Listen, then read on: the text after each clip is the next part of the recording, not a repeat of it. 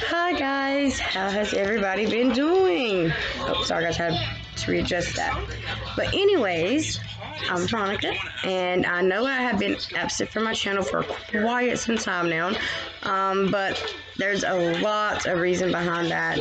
A lot of health issues between myself and my son.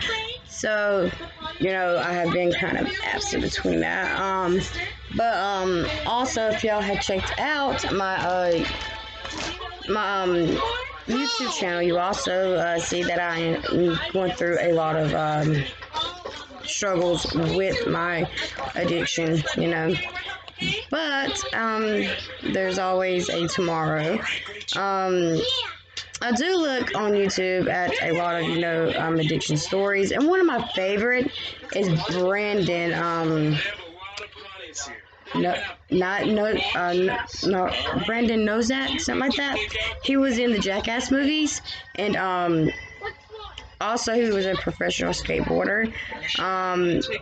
But really, his life dwindled whenever he became an addict. But look it up, guys, and check it out. I recommend you to do that because it's awesome. Anybody that looks at my channel and is going through an addiction problem, look that up, and it will give you so much encouragement. It really will, because I got other different people telling their stories also on different types of drugs they were addicted to.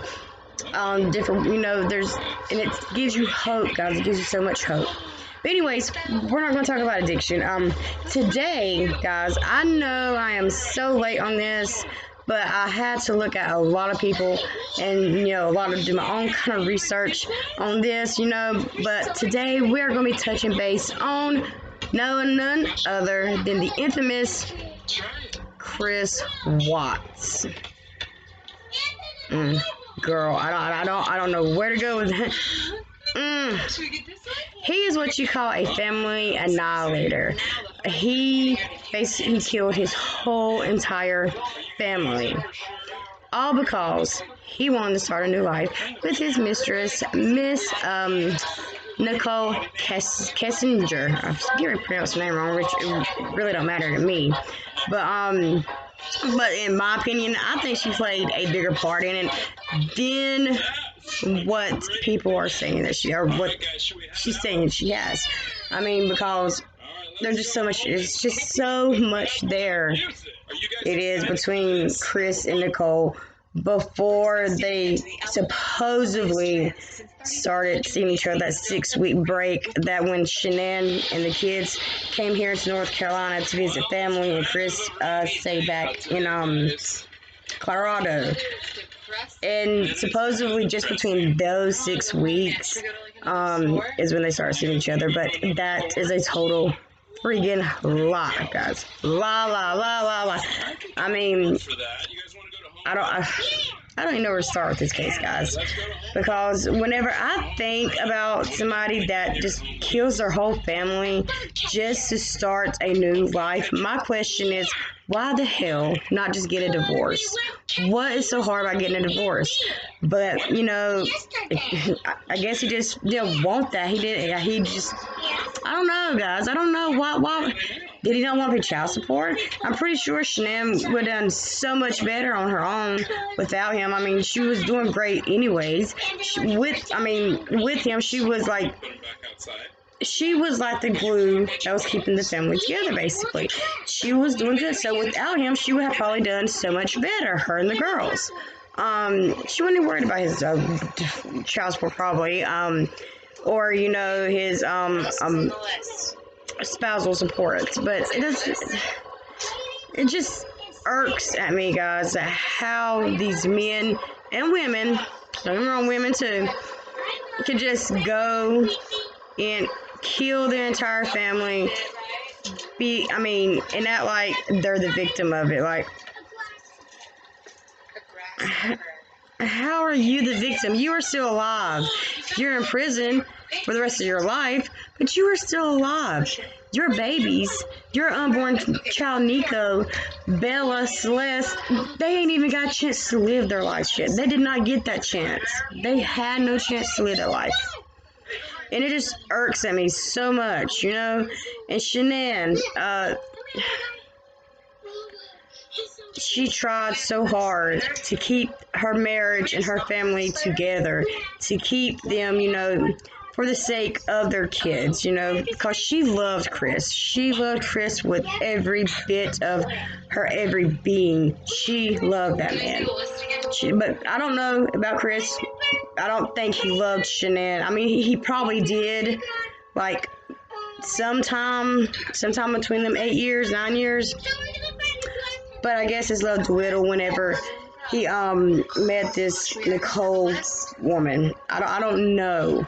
But in my personal opinion, he did stop loving Shanann or having any kind of feelings towards her, because any man that could just take his bare hands and strangle the life out of his wife, the one that he vowed to protect, to be there through thick and thin, to love through sickness and health, to death do them part.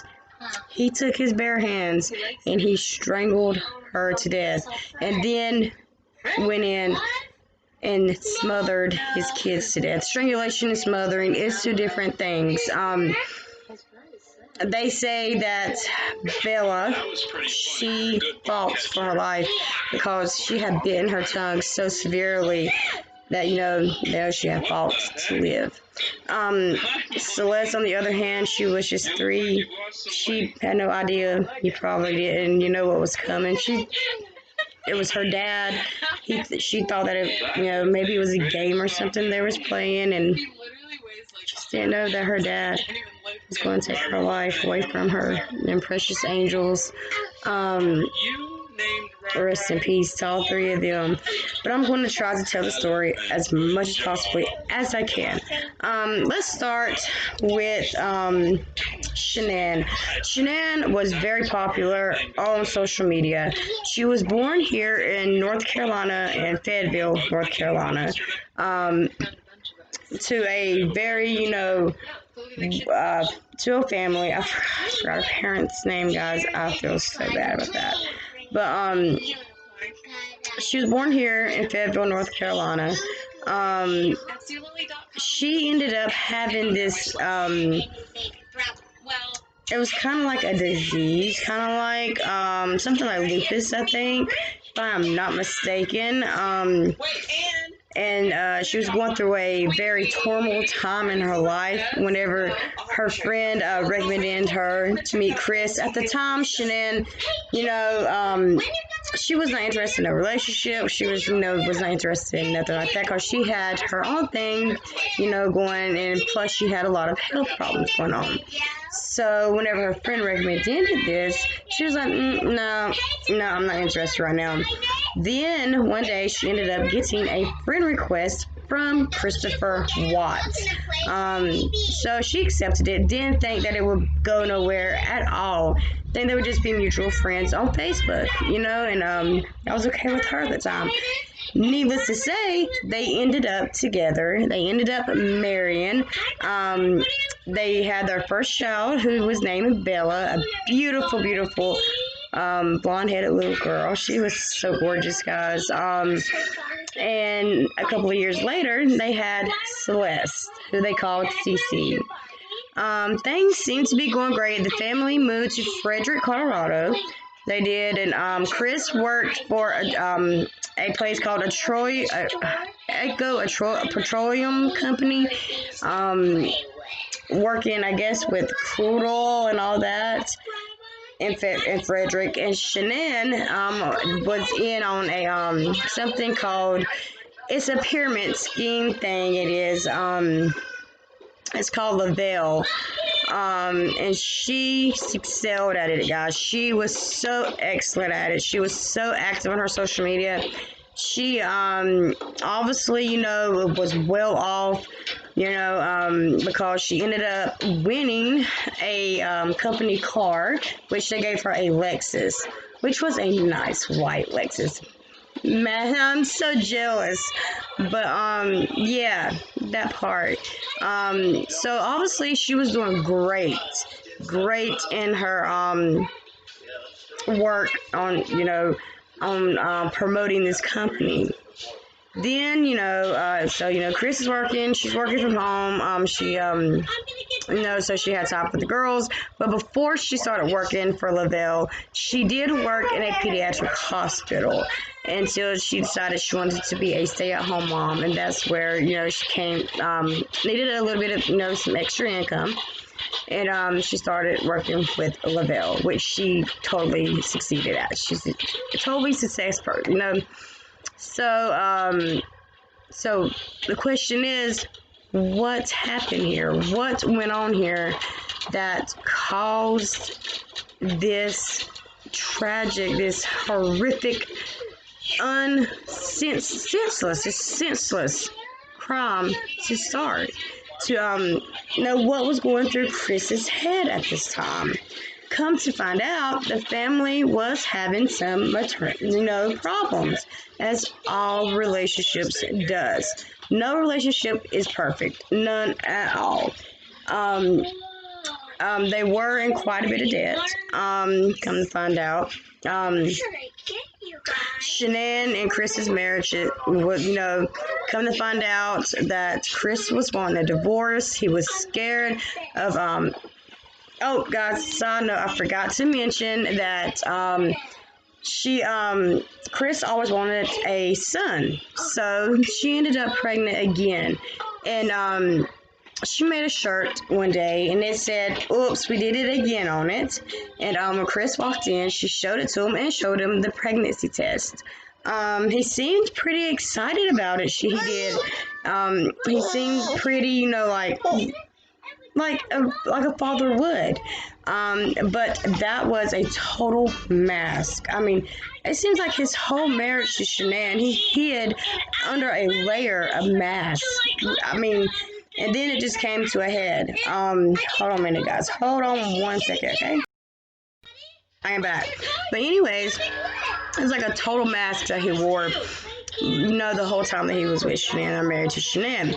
And then that mask, slowly started showing its layers. Its layers started coming off. The first sign of it is whenever he told Shanann that he wanted a divorce. And that's whenever she went on this 6-week trip back home to North Carolina to visit family and to spend time with them. She actually texted some of her friends, as you can imagine, she was in, such an emotional state. She was pregnant with her third child, a child that she thought that Chris wanted to have, because come to find out, they was having a baby boy, and she was going to name him Nico. But come find out, Chris became, I guess, cold feet and wanting another child, having another responsibility, having another mouth to feed in the house. I mean, yes, it would have been a stressful thing, but they would have made it through, just like Shanann was trying to, tell him. But Chris wasn't having it, and we know why. We know why Chris wasn't having it. Everybody knows this by now. So Chris was supposed to Chris did actually go to North Carolina with Shanann and the girls to visit family. And the whole time that he was there, they say that it was a very, strange, a very, they weren't acting, like husband and wife should. They were not lovey-dovey. They were not anything like that. It was more, but come to find out, the whole time that he was in North Carolina with Shanann and the girls, he was texting Nicole Kessinger saying that he was someplace else other than in North Carolina with his wife and his kids. So they returned back to Frederick, Colorado. Shanann had to go on a trip to Arizona with one of her closest friends, Nicole Atkins. Hold on 1 minute, guys. Like I was saying, guys, she went on this trip with one of her really best friends, Nicole Atkins, to Arizona, because it was for the Lavelle company. It was like just a few day trip. So, it was that. So she went, and during that time, Chris actually continued to see Nicole Kessinger while she was going on this trip. He had a babysitter come and babysit the girls, saying that he was going to the game with the guys, and come to find out, instead, he went with Nicole Kessinger, and they went to a restaurant, a bar, something along that line, and then he went, I guess, to her place or whatever. We just know that he spent most of that time with Nicole Kessinger and not with his babies. So Shanann returns home in August. This happened in August, so I'm wanting to say between August 6th, 9th. I think she returned home on August 9th. Because it was like after midnight, so we're just gonna say August 9th, August 8th, August 9th, somewhere between there. Her friend Nicole Atkins, she had a doctor's appointment the next day to go see how the baby was doing, because they think that Nika maybe had an irregular heartbeat or something like that. And so she had to get a doctor's appointment the next morning. And if you are pregnant, being a mother myself, I have 4 kids. Anything, and my second child had an irregular heartbeat. It scared me to death. I was sent to different doctors to get different opinions on what was going on with her heart. So I was always there, at every appointment, because I was very concerned and very, like, what is going on with my child. So I can only imagine, Shanann, because Shanann was one of them, parents that would do, she was just like a tiger parent. She's like, yeah, and she went for it, But, yeah, so this is August the 9th, I'm thinking. I want to say August. God, it's in August sometimes, guys. I cannot remember the dates. I have done so much reading. I should remember the dates. I got a bad memory. But this happened in August. So I'm thinking about August 10th. I want to say August 13th. No, that's when the bodies are found. August 10th, maybe.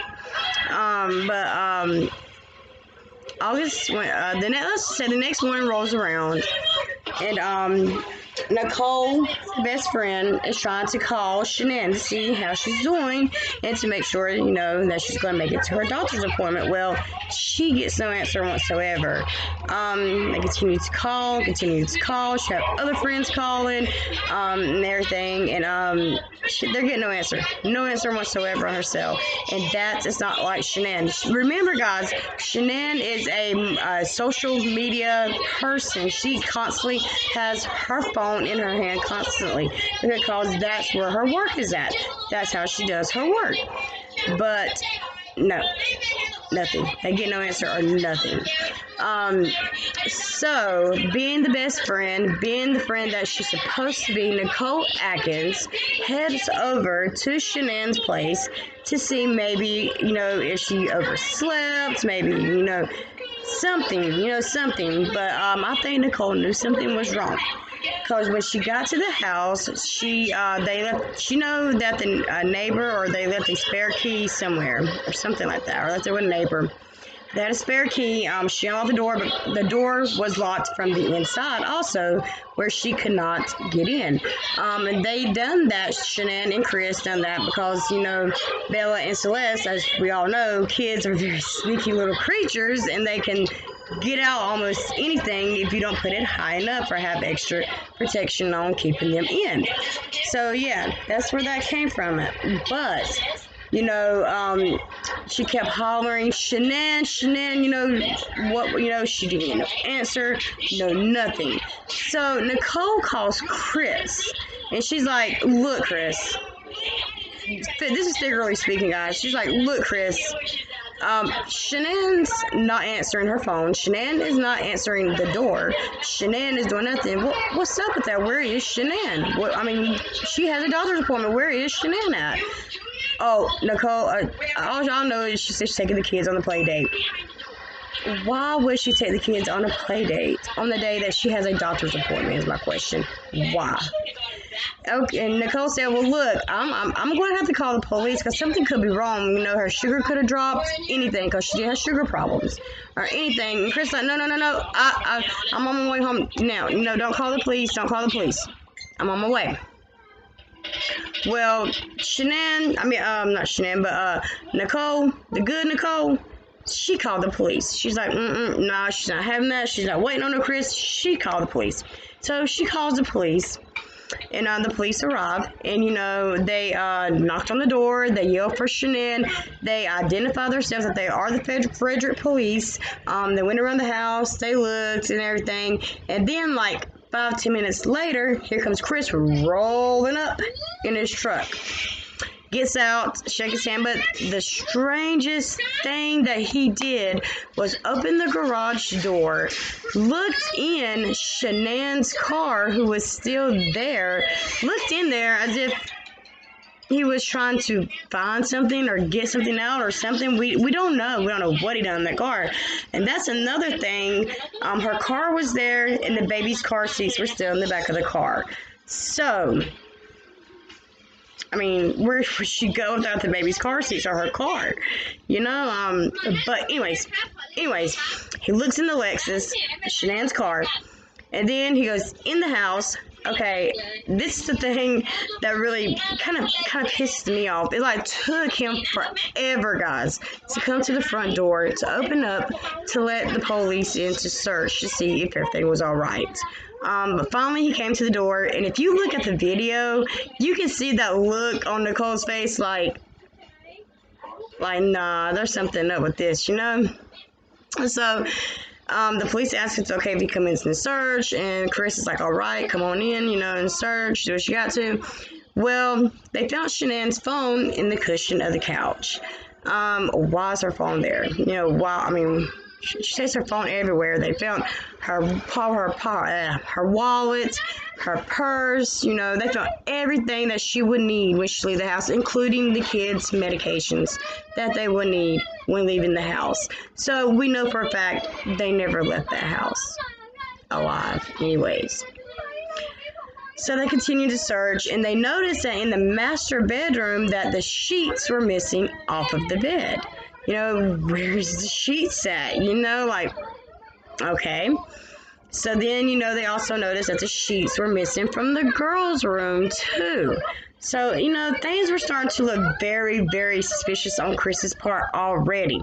The police had to already know this because his body language was telling them straight lies. If you can look at somebody's body language and learn how to tell if they're telling lies or not, that's the best way to be, guys. Because if you look at somebody in the way they act, they're pacing, they're moving, they're stuttering, they're saying stuff over and over, or they're just bullshitting, you will know if you are a person that knows how to read body language. And I am one of those. I know how to read your body language. I can tell if you don't like me. I can tell if you don't.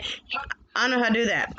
And when I seen the interviews that he did with the TV stations, it was like, guilty. I wrote guilty all over that. I said, I don't care. He might come for me or whatever. I wrote guilty all over that because I know there are some Chris fangirls out here that love them some Chris Watts, but I'm not one of them, and I'm going to speak my opinion on it. He ain't nothing but a cold-blooded killer that deserves to be where he's at. I mean, seriously, he deserves to be where he's at. But anyways, let's get back to the story. So they continued to look, and they asked Chris, before you left this morning, was there heated arguments? Did y'all get into a fight?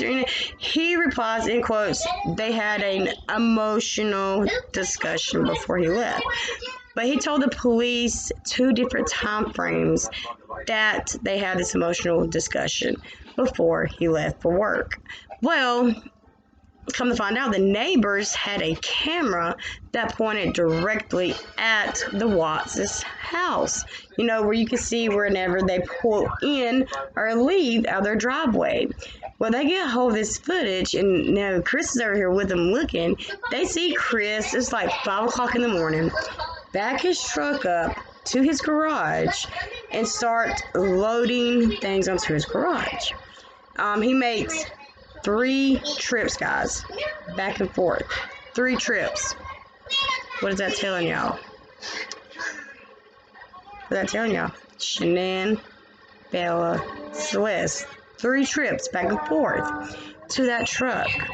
And then it pulls off. So, you know, Chris is pacing. He's looking nervous. I mean, he is nervous. He is like talking his head off, trying to come up with explanations, trying to think of everything, you know, thrown off top of his head. And the neighbor's like, there's something wrong with this guy. This guy there's something wrong here. You know, they know there's something up with Chris. They know. And they told the police that. So, you know, all of us, you know, Chris, I think he finally got arrested on, it was like 3 days after the murder. He ended up getting arrested. They ended up finding the bodies of Shanann, Bella, and Celeste. They found Shanann's body in a shallow grave on the property where Chris worked. She had actually expelled her baby, which was a coffin birth, is what they call it. She was manually strangulated, which means she took his bare hands and he strangled her, because you could tell by, you know, the hemorrhaging in the eyes and how the stop, mama, I'm trying to do something. Sorry guys, but anyways, you know, she was manually strangulated, you can tell. And plus, you know, the thyroid, or however you say that word, was broken in her throat. The girls, Celeste and CECE, or Celeste and Bella, this part breaks my heart, guys. This part breaks my heart. He took his young daughters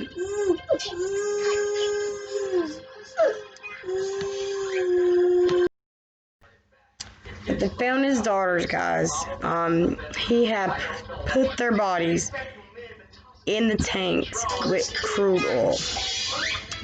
If y'all know what crude oil is, it's very thick it's very thick oil that usually you find like in oceans, that, you know, you see the ducks covered in and stuff, very thick and ooky. But that's where he threw his baby girls at.